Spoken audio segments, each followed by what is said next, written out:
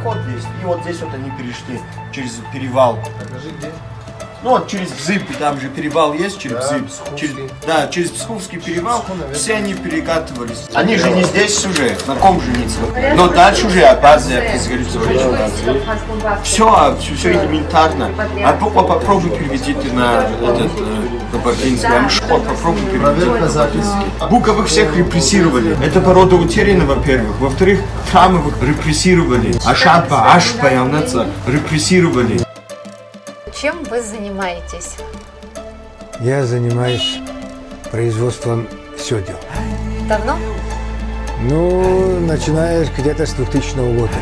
Честно вам признаюсь, никогда в жизни я на лошади не сидел. Я раньше работал в швейном производстве. После развала СССР все цеха позакрывали, и я остался без работы. Мой Шкурин пришел ко мне, говорит, мне нужно швейное оборудование для изготовления амуниции для лошадей.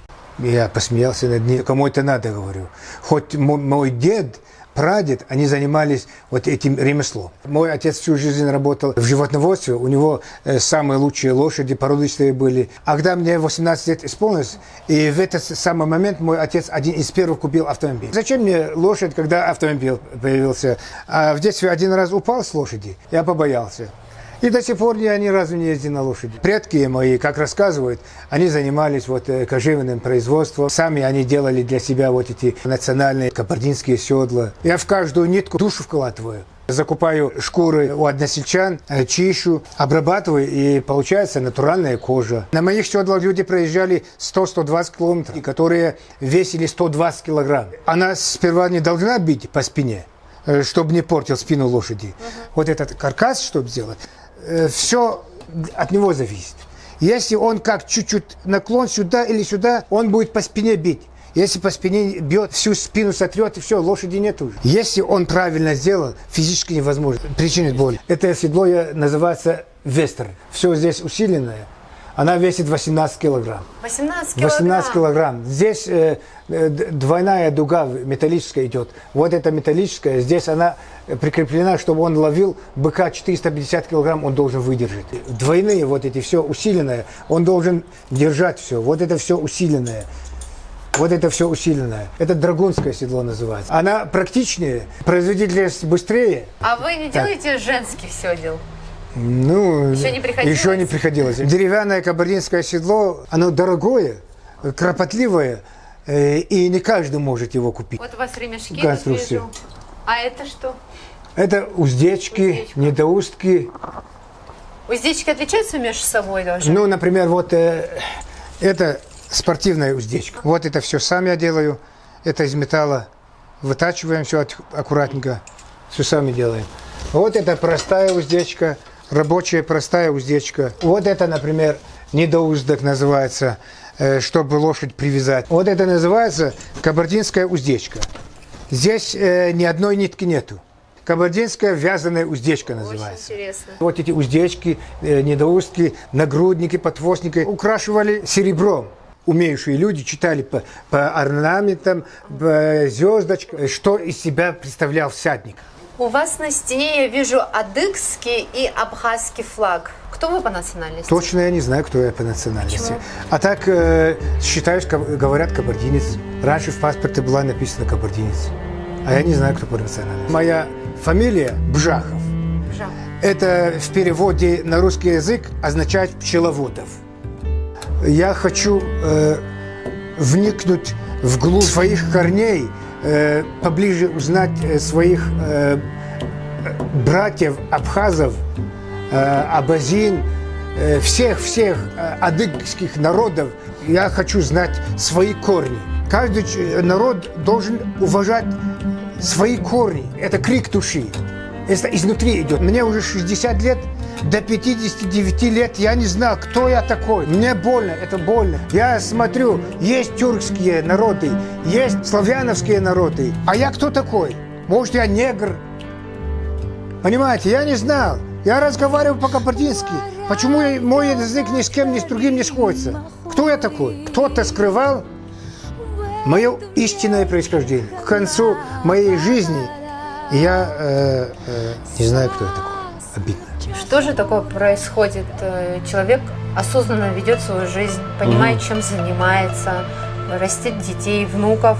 И вдруг, когда мы доходим до темы о его корнях, ему становится невыносимо больно, он растерян. Есть у нас фамилии, роды, которые четко, ясно знают, откуда они родом, откуда они пришли и по какой причине пришли. По причине русско-кавказской войны, когда завоевывалось все побережье, абхазам приходилось переходить на Северный Кавказ. Это же, получается, стресс для них был в то время, что народ уничтожается, им приходится разбегаться. Попав на Северный Кавказ, некоторые, может быть, даже опасались под страхом смерти разглашать какую-то информацию о себе. Да, если людей преследовали, их могли убить. Старшие просто скрывали, откуда они родом, чтобы просто дать своим потомкам жизнь, чтобы они продолжили их линию. Вы пришли и сказали: я помогу тебе сделать абхазский паспорт, ты можешь ездить на свою историческую родину. Почему вы помогаете? Почему люди обращаются к вам?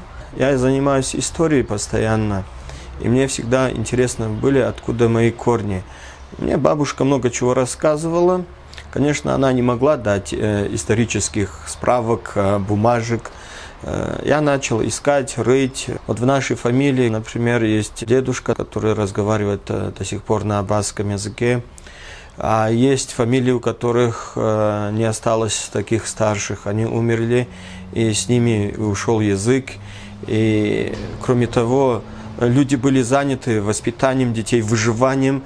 Им не до рассказов было иной раз, потому что кто-то скрывал это. У меня друг есть, сын Руслана, он может немножко тоже рассказать про свою фамилию. Беслан, почему вы получили абхазский паспорт? Как любой нормальный человек, я хотел узнать, кто, откуда я, почему я разговариваю именно на этом языке, на котором я с детства разговариваю, то есть кабардинский. Я спрашивал у старших, у отца, у дедушки. Никто мне достаточно ответа, которого я хотел услышать, не мог мне дать, потому что они тоже были слабы в своей истории. Как-то через одного друга я узнал, что Асланбек углубленно занимается историей, архивами, родовыми фамилиями. Спросил у него Асланбек, откуда род Бжаховых появилась. Он поинтересовался моей фамилией. Ну вы поднимали откуда архивы, то мало ли там... Да, поднимали. Вот наше поселение Зловыкажи, почти все корни, которые здесь есть, абхазские корни. Появилась возможность поехать на свою, так сказать, родину. Что вы испытали первый раз, когда приехали домой? Я был счастлив, мне все было интересно. Это изменило как-то у вас? Вы стали себя более отдаленным чувствовать от кабардинцев, адыгов? Нет, совершенно нет. Все равно вы одно целое, мне кажется. Мне кажется, да. У вас появился еще один дом. Сказали, что я могу получить паспорт свой гражданский. Теперь я являюсь гражданином Абхазии, так как я абхаз. Рада вас приветствовать. Спасибо. Вам привет из Абхазии. Спасибо, Господи, вас, ангела хранит. Спасибо. Вам тоже хорошего дня.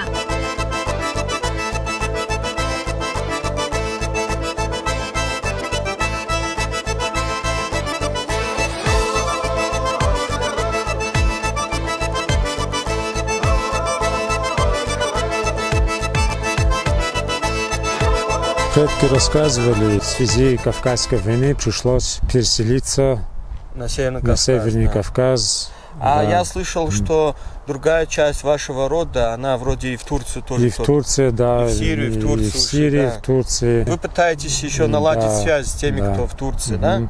Муса занимается садоводчеством. Вот это все яблони, которые он посадил. Мы посадили деревья, выращиваем яблоки. Вам нравится работать с землей? Да, хобби. Это моя хобби.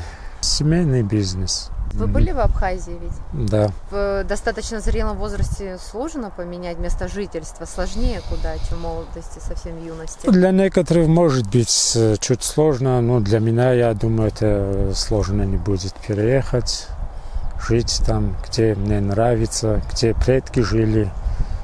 То есть это основная причина, по которой вы хотите вернуться? Да, основная причина, вот все равно сердце там как бы... У меня такой вопрос. А если вам бы предложили или у вас была возможность купить дом в городе или за городом, где много земель? Что бы вы выбрали? Я выбрал, естественно, не в городе, а где можно работать в хозяйстве, выращивать деревья. Спасибо вам большое.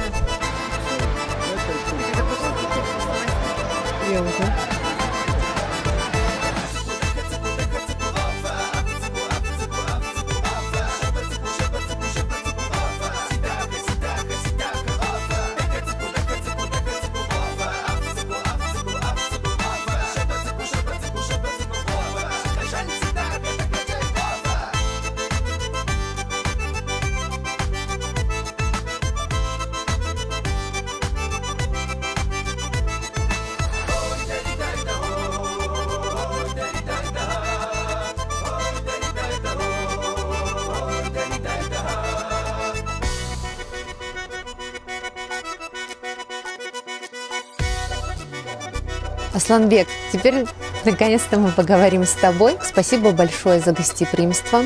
Расскажи, пожалуйста, подробнее о селе, куда мы приехали. История нашего села начинается со времен Кавказской войны, когда побережье активно завоевывалось Российской империей. Одна часть народа, они воевали за независимость и, потерпев неудачу, покинули родину. После того, как боевые действия начали угасать, все равно проводились репрессивные меры по зачистке побережья. Вот мой род, Амшуа, по-абхазски наша фамилия, это Ахчипсы, они жили вот в районе Сочи и Сочинского района. Им пришлось уйти на Северный Кавказ. Я знаю, что, например, в Турции есть около 20-25 семей, а здесь, вот именно вот в нашем селе, где-то 57-60 семей у нас, вот с нашей фамилией только. В этом селе сейчас смешанное население, как и адыги есть, так и абхазы корнями, но изначально это село, оно основано абхазами. Кроме нашей фамилии, тут есть много фамилий, которых в Абхазии уже не существует. Лакушевы, есть Алапа, Амшо, наша фамилия. Есть Маан, но они здесь звучат как Яган. Также у нас есть Убыхи, Берзек, например. 70%, уверенно, можно сказать, у них абхазские корни у всех. Аул Абуковский, Абуква, это дворяне были, владельцы вот этого села, и по-абхазски у них фамилия звучит как Абухба. Когда они переселились на Северный Кавказ, они жили в горах, где нынешняя Карачаево-Черкесская республика, Абаза, то есть понятно, что мы говорим абхазы, а во всем мире абхазы известны как Абаза. Абаза говорим, да.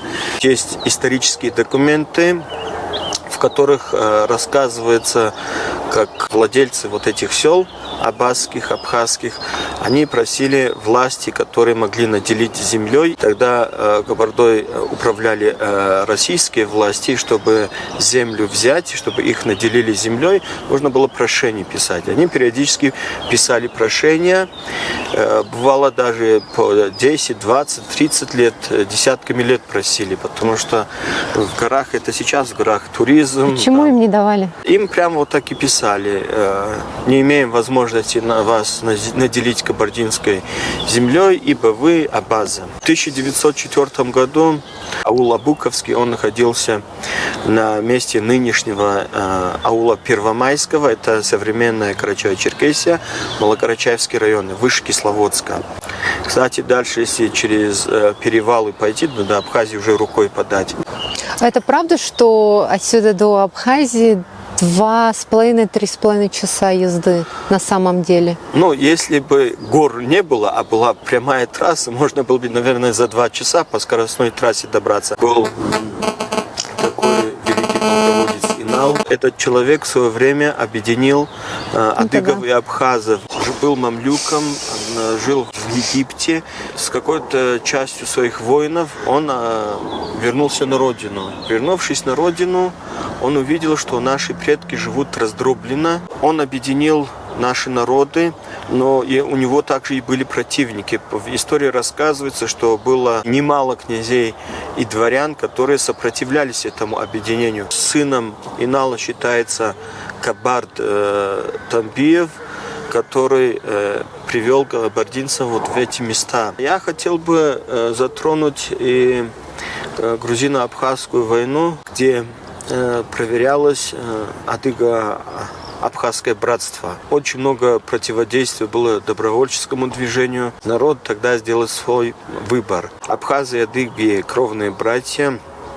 Корни у нас одни, естественно, от любого агрессора всегда мы готовы защищать наших братьев в любом месте. Владислав Ардзинба сделал примерно то же, что и Инал. Ну, конечно, в меньших масштабах, но тем не менее у нашего народа получилось защитить Абхазию. В данное время у нас очень много проблем. У нашего народа это касается и демографии, это касается и языка. Мы сейчас находимся у черты, где мы должны уже начать делать правильный выбор. Нужен человек, который скажет твердое слово и наведет порядок. Асламбек, вам не кажется, что зачастую проблемы, которые возникают между народами, они искусственно созданные? И я знаю, допустим, достаточно много людей, которые делают очень много полезного для своего народа или даже других, но они предпочитают оставаться в тени. Адыгские народы, то есть кабардинские, осетинские и так далее, и так далее. С ними поступают, знаете, исходя из пословиц «разделяй и властвуй». Как это можно предотвратить? Не потерять свое самосознание, вернуться к своим корням, но при этом не войти в конфронтацию с рядом существующими народами. Так как здесь есть много фамилий с абхазскими корнями, неплохо было бы организовать обучение абхазскому языку, чтобы люди, они начали познавать свой родной язык, чтобы они имели возможность приезжать в Абхазию и разговаривать со своими сородичами на родном языке, чтобы возможность была приезда детишек, взаимообмена. То есть мы должны начать то, что делали наши предки. Это то, что касается абхазов. Это браки. А как взаимоотношения с адыгами? Раньше у нас был единый этнический массив, и ни абхазы, ни адыги, они не нуждались в переводчиках, потому что они не разговаривали друг с другом на русском или иных языках. Они прекрасно понимали друг друга, были двуязычные, объяснялись, ибо корни у наших языков одни, желание у людей есть приехать на родину, исследовать те места, в которых жили. Потому что, когда приезжаешь в Апсны, ты прям чуть ли не кожей чувствуешь, что ты приехал к себе домой. Это сходу не объяснить, и тяжело объяснить, это гены. Кавказская война, знаете, это мы вот тему поднимаем, но на самом деле не все до конца осознают, насколько серьезный урон нашему генофонду нанесла эта война. Не все до сих пор осознают, потому что прошло много времени, и люди сейчас находятся в иной реальности. Поэтому обязательно создавать образовательные программы, просвещать людей, напоминать об этой истории.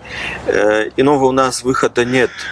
Люди четко должны осознавать, что мы единый этнос. И абхазы, и адыги – это единый этнос. Аул Бабуковский в исторических документах прямо так написано: Абхазо-кабардинский смешанный аул. Он находился в нынешнем Ставропольском крае на месте станицы Незлобная. Полностью был выселен оттуда в связи с недоверием к ним.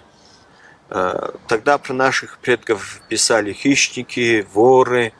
Ну, вот так вот в исторических документах описывали наших предков. Но они не были ни хищниками, ни ворами. Они защищали свою землю. И этот аул перенесли на берег реки Малка. Далее поверху идет аул Кармовский. Там тоже большинство населения абаза корнями. Вот эти села появились здесь раньше, чем наше село. Мы пришли сюда в 1904 году.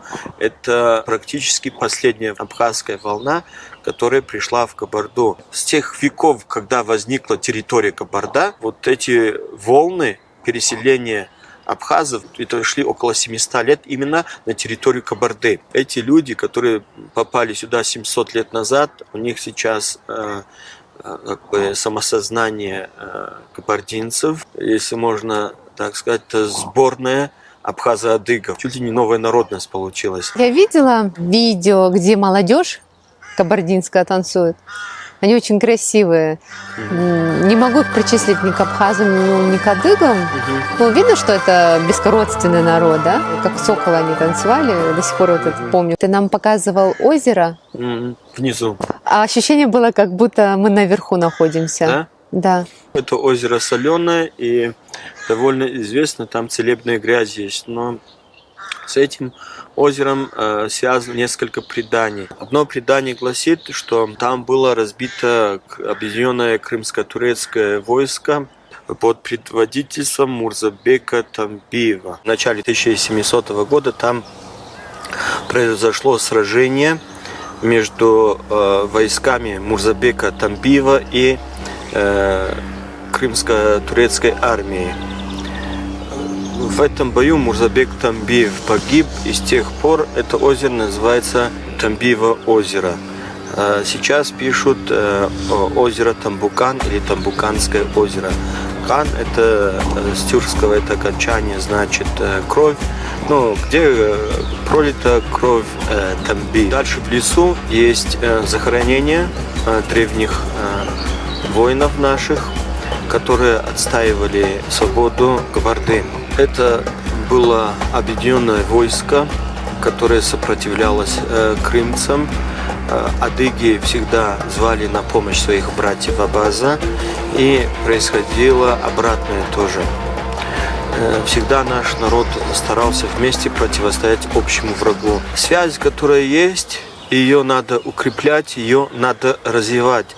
Чтобы ее развивать, следует просвещать оба народа. Самое важное, да. Сейчас активно многие интересуются своими корнями, тем более появился интернет. Коммуникабельные стали более люди в нынешнее время, потому что в прежние времена настолько разделен наш народ был и раздроблен, тем более Кавказская война, она подкосила наш этнос порядком.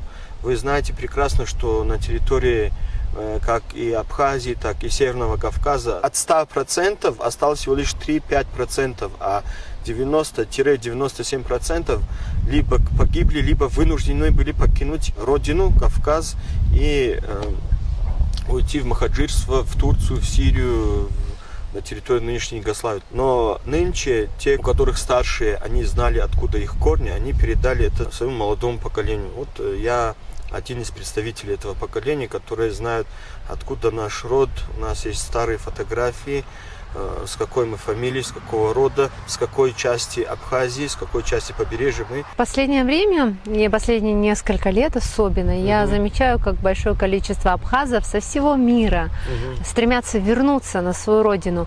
Что ты ощущаешь как человек, который является на данный момент репатриантом? В детстве я замечал за собой такой момент. Я своей маме, она с Чегема, она кабардинка, я ей всегда говорил: мама, говорю, у меня такое чувство, что я не отсюда. Ну, вот прямо в детстве я говорю, что я не отсюда. Зов предков? Да, мне хочется куда-то туда, говорю, в сторону моря. И отец как-то вмешался в разговор, мне лет 10 было, и он мне рассказал историю нашей фамилии. Позже я узнал, что наш род Амста, дворянский род, село было сожжено и разрушено, и наш родоначальник, ему с несколькими сыновьями пришлось спасаться и перейти на территорию Северного Кавказа. Они перешли к своему родственнику, к дворянину Абукову, Абухба, сохранились вот в этом ауле. И отсюда мы снова как бы расплодились, если можно так сказать. Людьми движет именно то, что они хотят вернуться к своим корням. Если меня взять отдельно, я всегда стремился на море. Как первый раз, когда я попал на море, я первый раз ощутил себя, что я дома. У меня вот такое ощущение было. И я сразу, помню, ушел в лес. Ощущение было, что вот этот лес, он мой родной дом. Мои предки, они жили в районе Псов, Сочинский район. И когда я туда приехал, у меня было такое ощущение, что чуть ли не земля со мной разговаривает, чуть ли не деревья со мной разговаривают. Это бывает с людьми, у которых кровь говорит. Ощущение было, что голоса предков даже слышу. Есть очень много людей, которые имеют подобные чувства. Вот. Я стараюсь поддержать их в этом. Вот там был аул Бабуковский, вон там за горами, в ту сторону, видишь, там гора Лица называется. Там было бандитское село тоже, куда наше село пришло. До этого они жили в Абхазии, перешли через перевал после русско-кавказской войны. Вот там были горы, Лисая гора называется, там Георгиевск. Там тоже было 2-2 позиции села. Вот. Все эти села, они были у меня фамилия Амшуа, Амшуа говорят, это вот сильно отличает, да? А в кабардинском сильно Капуа. Асылбек, расскажите, пожалуйста, где мы находимся? Мы сначала проехали селение Малка, которое разделено на кварталы. Они в разное время попали с территории, на которой жили абхазы, Абаза, вот, на территорию Кабарды. Все эти перипетии проходили не только после окончания, а именно и в период Кавказской войны. Если люди жили в одном месте, им житья не давали, им приходилось как-то спасаться, обосновываться в других местах. В данном случае мы находимся в селении Сармаково, которое Бабуковский аул назвали, или Бабугово говорят иной раз. Раньше этот аул находился в районе города Георгиевска, который также назывался Кумкадля, тоже абазское название, крепость получается. В том месте сейчас находится станица Незлобная, а до того, как там поселили казаков, находилось 3 абазских аула, которые со временем по разным обстоятельствам и причинам им пришлось оттуда переехать вот в эти места. Вот дальше есть аул Кармовский, который делится на 2 квартала, Хагундоковский и Кармовский. Но в данный момент это село называется Каменномостское. Там тоже большинство населения корнями абазы. В этой местности люди проживают уже с 1834 года. Они действительно переехали с территории Незлобного. Жители Бабукова не соглашались с теми условиями, которые предлагали им, а адыги, они были более-менее свободные, поэтому им было предложено или переселяйтесь в нашу крепость, Кумкадля, Георгиевск, или же покидайте. Им пришлось покинуть эти земли, и они оказались здесь. До этого они в нескольких местах попробовали пожить, но в конце концов обосновались в самом лучшем месте, со всех сторон окруженным природой, горами и плодородные земли, и рядом река Пашка, Малка. Сейчас в этом селе живет около 10 тысяч человек. Село самое старое в том смысле из тех, которые переселились сюда. Много чего, конечно, люди пережили, и войны, и болезни после этого.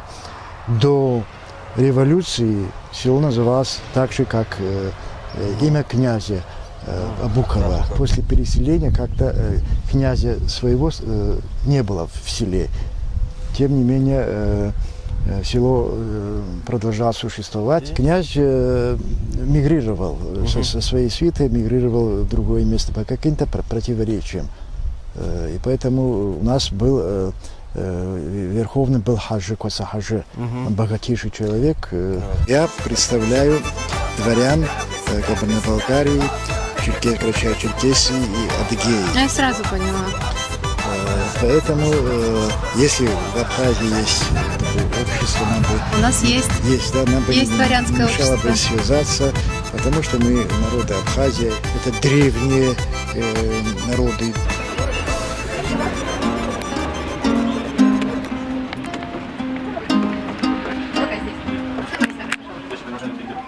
Что здесь продают? Да, это ручная работа, все. Есть здесь и старинные вещи, и то, что мы сами делаем. Вот, В основном национальная тематика. но я вижу, тут у меня глаза разбегаются вообще разносторонние направления. Начиная от кинжала. Да, Это кинжал оригинал? это старинный, да, оригинал 1916 года. Там на лезвии написано клеймо мастера и даже написан хозяин этого кинжала, цельносеребряный боевой кинжал. Также тут я вижу, невозможно уместить на столе все, что у тебя продается. Это шашка черкесская, Я новодельная, не умею ей пользоваться. серебряная. Она, кстати, легкая. Да, лезвие Дамаск там, ручка Дамасская рог сталь. буйвола, да. Это газыри, серебро, Также женские нагрудники вижу. да, Абсолютно нагрудники. разные, бархатные. Это старинная с бирюзой, это новодельная с красным камнем. Это нартовская чаша, У образ. нас батрыбжа это называется. Батрыбжа. Это женский пояс, новодельный, ручная работа, моей работы. Твоя работа. Да, моя. Ну, сколько у тебя времени уходит тут, к примеру? Ну, там невозможно одним именно заниматься. Там 2-3 изделия берешь, вот пояс и нагрудник можно в течение недели, полторы сделать. Дней 10. Как ты создаешь? Я видела твою маленькую мастерскую, и, значит, там все аккуратно сложено по полочкам. Но как ты работаешь? Ты берешь какой-либо эскиз, фотографию, рисунок? Да, сначала вот то, что мне надо, беру инструменты, изделия, доделываю это изделие и аккуратно все раскладываю. То, что закажут, то и сделаю. Именно адыгские вещи, черкесские, адыгские. Не хочу другие вещи Ну, делать. тебе нравится просто Да, наша. да, наша культура, традиции, все такое. Есть ли какие-либо значения, элементы, которые говорят о человеке, которого носит? Конечно, раньше по одежде узнавали, что он из себя представляет. Вот, к примеру, этот кинжал не простой человек.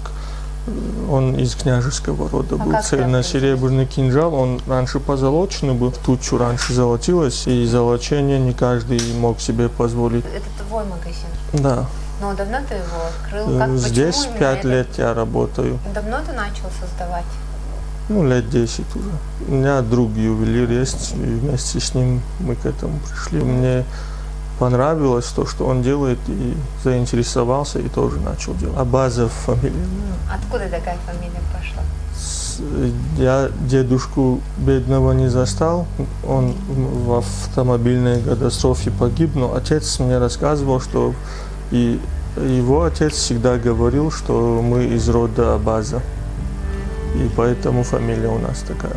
А где территориально вы жили? Это точно я не могу сказать. Потерянный источник. Да. Никогда не пытался восстановить? Вот, да, пытался, искал. К сожалению, у нас в роду все старшие уже давно.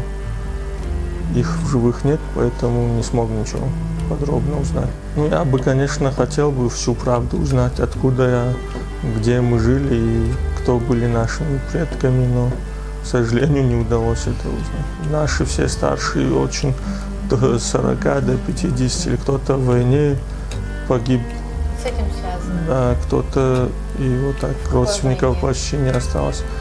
Вот, в 41-м. Воевали твои? Да. Ну, дедушка живой вернулся, и после этого через 5 лет в автомобильной аварии погиб. 115-й кавалерийской дивизии лейтенантом.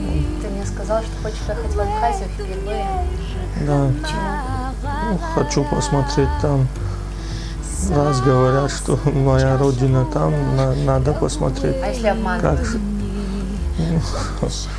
Ты Этого я уже не узнаю, А обманывают может, или нет. узнаешь, может, ты приедешь и скажешь, нет, точно Ну, обманули. сначала поедем и посмотрим, как кровь там заиграет моя.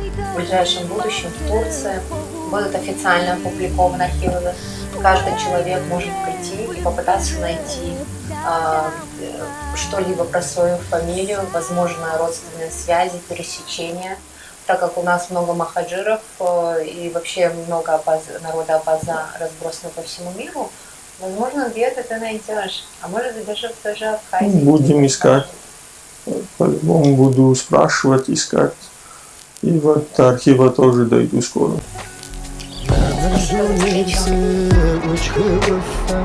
تكلمسي بسر نديحك ورحرس شخني خمي بكفر سزدب كمسي شحار يزوحك ورحرس شخني خمي بكفر سزدب كمسي شحار يزوحك يا خبراوة والشمس عين سيخاب قردنا سزدب حار كل شي بنو سيب سم واسحن يخرج وفت История Абазов в Кабарде очень древняя. Для того, чтобы понять вообще, откуда истоки, для этого нужно поднять очень много информации новой, которая до сих пор не показывалась людям по каким-то разным причинам. У нас есть общие точки соприкосновения, которые идут в глубину веков настолько далеко, что иногда волосы начинают шевелиться. Могила князя Инала в Абхазии является святыней, которой поклоняется вся Абхазия,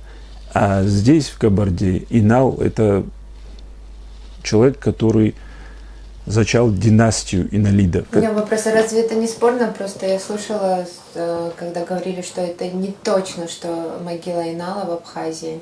В данном случае вопрос не в том, что могила это Инала или не его могила. Вопрос в том, что имя Инала настолько почитается в Абхазии, что все его считают родным. Вот он наш, он абхаз, он абаза. Здесь, в Кабарде, любой человек ляжет косьми, будет говорить, что он кабардинец. Но я еще раз говорю, это все надо еще обсуждать. Это очень древняя история. Более близкая история, то, что происходило в 19-18 веке, безоговорочно абазы, абхазы во время Кавказской войны какими-то группами переселялись через горы. Сначала они вливались в уже живущих здесь племена абазин, так называемых. Потом они переселялись в Кабарду. Вообще, вот эти родственные связи Абхазии с Кабардой никогда не прерывались. Если изучить документы, в них постоянно прослеживается, как кабардинцы ездили в Абхазию, абхазы ездили в Кабарду. Есть фамилия род Казаковых. У Казаковых сохранилось фольклорное воспоминание о том, как их предки переселились в Кабарду. В какой-то из годов после переселения голод здесь был. И их предки послали в Абхазию своих детей для того, чтобы попросить помощи. Они поехали туда, приехали в Абхазию, их встретили их родственники. Они знали своих родственников, поехали в Абхазию. Но это произошло через 100 лет, через 200 лет переселения, после того, как об этом какие-то связи прервались. Они поехали в Абхазию, их встретили, все, что им нужно, они дали. И после этого спросили, а чем вы, говорит, прославили нашу фамилию там? Какие, говорит, есть песни, какие памятники? Те ответили, что вроде ничего нет. Им сказали, тогда прославляйте нашу фамилию там.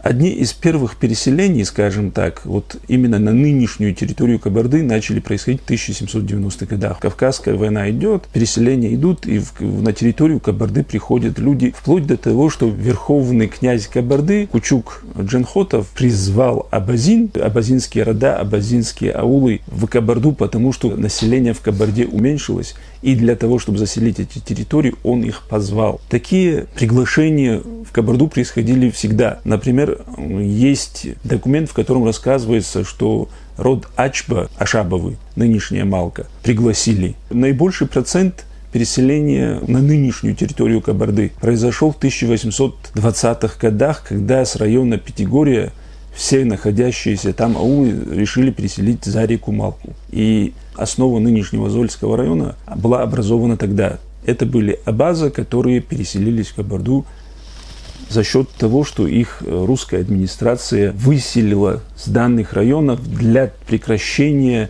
связей между Кабардой и Абхазией. Есть документы о том, что все равно какие-то договора были, какое-то общение было. Пытались как-то разъединить, между ними поставить какие-то земли, которые контролировались русскими войсками. После 1864 года были переселены еще несколько сел, которые оставались в районе Пятигорья. Это вот Бабуково, так называемая, вот Сармаково нынешняя. Аул Песчаный, так называемый, он также назывался Абазинский аул.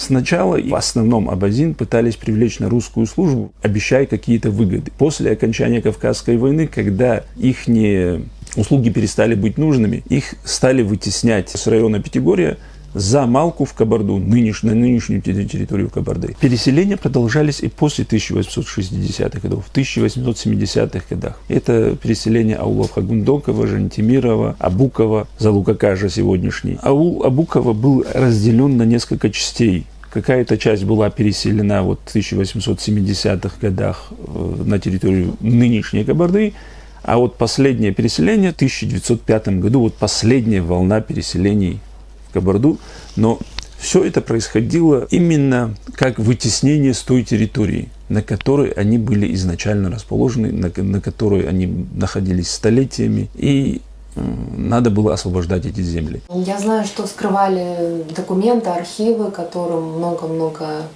десятков лет, и на основе них создали книгу «Абаза в Кабарде».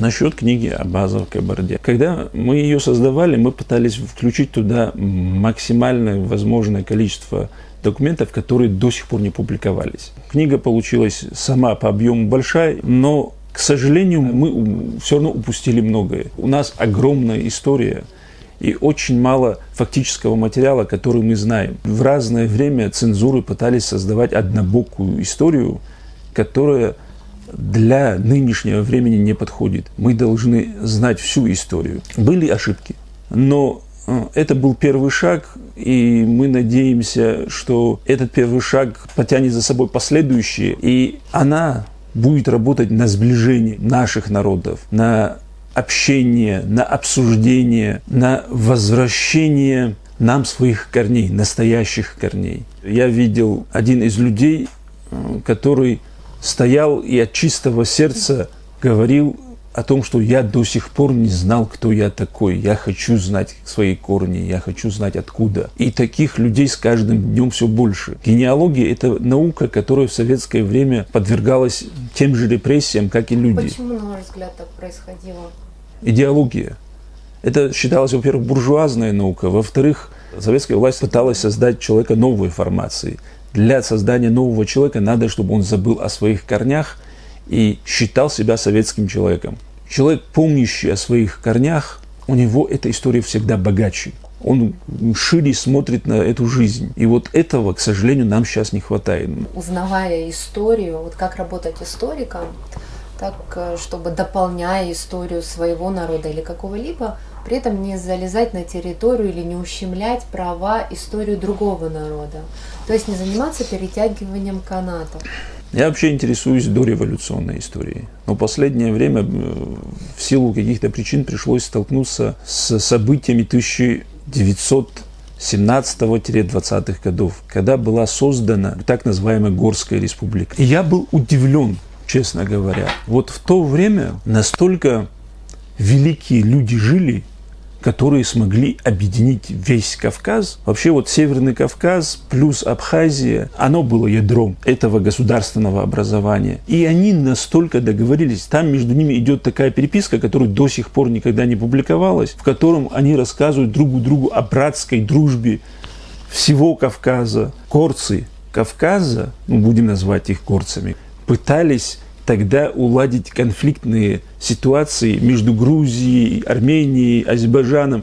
Они пытались уладить. Они выступали основным звеном. Представляете, на сегодня у нас идет, честно говоря, раздрай между собой. А они настолько были великими людьми, что они между собой договорились, не только сами договорились, но еще пытались навести порядок среди находящихся братских народов. Они посылали своих представителей к казакам для того, чтобы успокоить. Я из селения Кармова, нынешний Каменный мост. Люди из селения Кармова поехали в Пятигорск для того, чтобы сказать большевикам, которые там находились, что если они не перестанут убивать население, они подтянутся, выйдут, и пойдут против большевиков. И настолько это был собранный народ, который мог себя контролировать сам. Есть среди них письмо, написанное из Абхазии, направленное к союзу этих горцев, в котором там великие слова братские народы, родственники. Настолько это было мощное Я движение. слышала призыв к родству, к братской крови, к объединению. Вот есть кровная месть, рассказывается о кровной мести, о том, что вот кровная месть, они один другого убил, из-за этого рода вырезали друг друга и так далее. Это все контролировалось людьми. Кровная месть контролировалась людьми. В тот момент, когда кровная месть достигала какого-то предела, который не должен был достигнуть, собирались люди и мирили два рода. После этого примирения эти два рода могли завтра же пережениться между собой. И тогда они знали правду, у них была сила знать правду и с этой правдой жить. Сейчас мы пытаемся правду спрятать для того, чтобы не знать было. Вот на сегодня нам надо вернуться к тому, чтобы, во-первых, нам надо обязательно знать истину и с этой истиной жить. Все-таки я больше знаю о том, что происходило в Кабарде. Я здесь вырос и так далее. Мои предки здесь воевали, отдали жизнь за Кабарду. Они очень давно появились здесь. В 1910-15 годах в Начикском округе происходило очень много краж, разбойных нападений и так далее. И тогдашний начальник Начикского округа Султанбек Клишбиев, у него предки из Абхазии. Султанбек Клишбиев придумал очень хороший ход. Он собрал общий сход жителей этого округа и обязал их выбрать по 2-3 человека с каждого аула, селения, авторитетных людей. Для того, чтобы они выступили гарантом то, что жители этого села не будут воровать. Представляете, вот какой ход был? Вот 2-3 человека, уважаемых в селе людей, да, их берут ответственность за то, что жители этого села красть не будут. Если житель этого села чего-нибудь украдет, то стыдно будет вот этим людям. Они их авторитет рушат. Кратно это все уменьшилось. Вот насколько люди были личностями. Насколько это важно, полезно для людей вернуться на свою историческую родину или взаимодействовать с ней? Ну, во-первых, нужно взаимодействие, нужно общение. Для начала. Просто общение. Мы должны узнавать по новой друг друга. Вы имеете в виду не только абазов, вы имеете в виду и кабардинцев, и адыгов? Шапсугов, адыгов, натухайцев, адыгея, Карачаева, Черкесия. Тот же менталитет, может, он чуть, 70 лет оторванности друг от друга, 2-3 поколения, мы начали плохо понимать друг друга. И вот это надо вернуть обязательно. Все, кто желает вернуться в Абхазию, они должны получить возможность сделать это. В 1860-х годах, когда шло переселение из района Пятигорья на территорию нынешней Кабарды, предположим, аул Кармово переселяется в Кабарду. Хозяева той земли, на которой должны были переселиться вот это село, там же дома надо построить, земля должна быть. Хозяева имеется в виду князья дворяне или крестьяне тоже? Все, кто имеет к этому отношение, у них брали разрешение.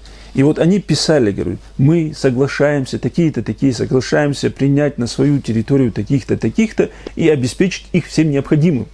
Обеспечить их всем необходимым. А почему? Это очень важно. А почему? Почему они так писали? Это русская администрация требовала с тех, кто на этой земле сейчас хозяин. Но не на пустую землю, чтобы пришли. Да, они придут, они со своим каким-нибудь хозяйством придут, но они им обеспечивали землю без проблем, без скандалов и возможность на ней работать. Но я еще знаю, что это не то, что обязалово было после, и во время махаджирства многих абазгов и других народов переселялись в Турцию, земли пустили.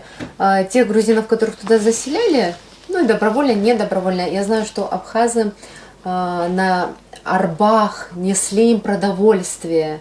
И вот это поколение даже своим детям и внукам рассказывала, как их там встречали на этих землях.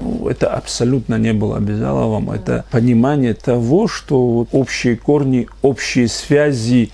Все друг другу помогали. Помогали. Не было бедняков в селах тогда. Не было интернатов, не было детских домов, не было домов престарелых. Это была взаимовыручка, это была помощь. Все, кто хотел жить, работать и что-то сделать на этих землях, им помогали всем миром.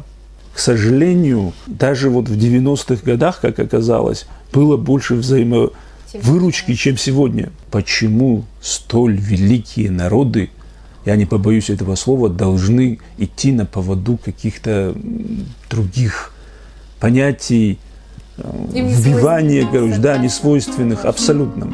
Я из селения Камлюка родом. Это село раньше входило в состав селения Ашабово. Как известно, в селении Ашабово 4 квартала. Это само Ашабово, от которого пошло название села в советский период Трамово, то есть где жили Трамовы, абазинские дворяне, Хагундоковы и Аджиевы. Наша семья, наш род проживал в селении Трамовском. А как известно, в Трамовском муле жили в основном абазины. Я не располагаю информацией, чтобы говорить, что там все абазины, но это абазинские, вот это точно. Потом я пошел в селение Ашабово, откуда мы родом, и нашел там одну женщину за 90 лет. Ее зовут Шабзухова Тамара. И начал говорить с ней об истории рода. Она оказалась, что была очень близко знакома с моим дедом родным. И мы разговорились, и я спросил ее, кто мы по происхождению. И она сказала «Деда Абазехаш». Я удивился и переспросил, кто мы. Она сказала «Деда Абазехаш». Абазеха на русский это Абадзехи. Я не слышал, чтобы просто женщины такого возраста говорили слово Абадзехи.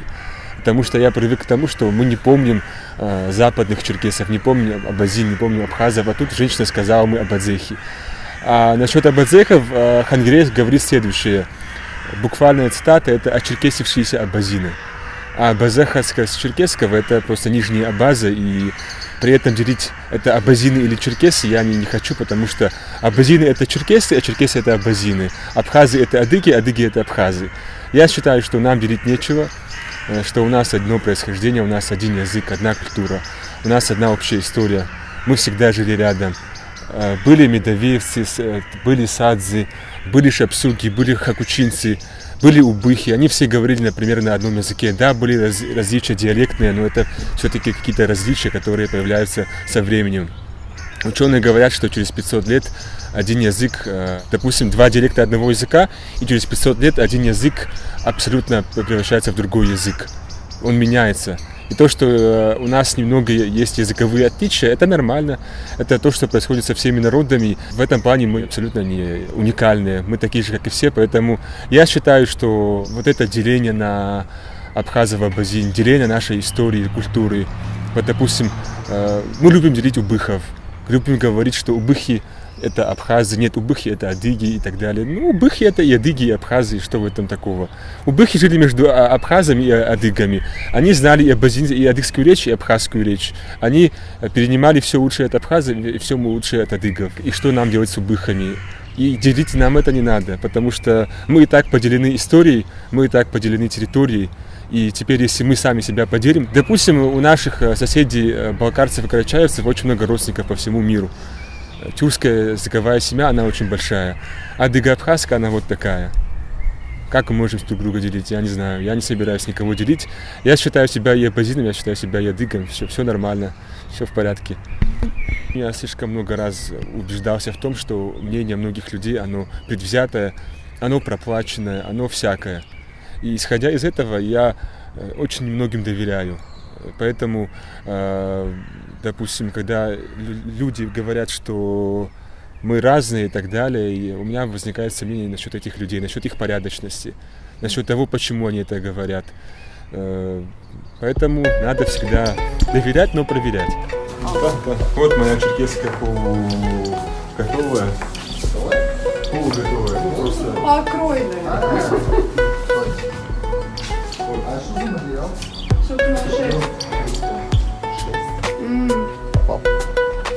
Я попросил сделать закрытый, как это, с закрытой грудью, да, это как правильно сказать. И вот до сюда воротник закрытый полностью.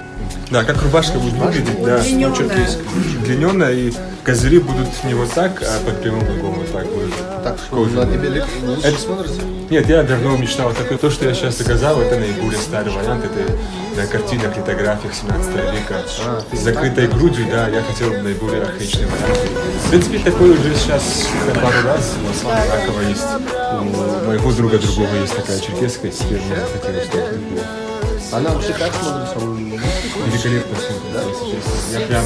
Это придает аристократичности, так скажем, еще более аристократичности.